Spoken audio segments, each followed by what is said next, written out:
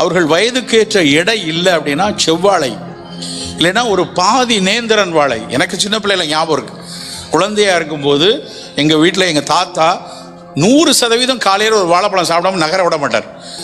இன்றைய ஆய்வு பல அறிவியல் உண்மையிலே கொடுக்குது. வாழைப்பழங்கிறது நம்ம நினைக்கிற மாதிரி உடல் எடை கூடுறது மட்டும் இல்லை, மனதை ஆற்றுப்படுத்துவதற்கு ஹாப்பி ஹார்மோன் சொல்லுவாங்க. செரட்டோனின் அப்படின்னு ஒரு ஹார்மோன் இருக்கு.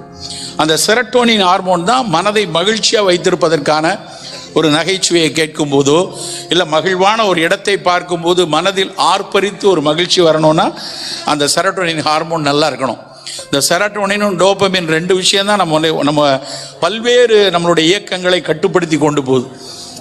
அந்த செரட்டோனினை 2 பழங்கள் தான் தொடர்ச்சியாக நம்ம உடலில் கொடுக்கக்கூடியது. ஒன்று வாழைப்பழம், இன்னொன்று மாதுளம்பழம்.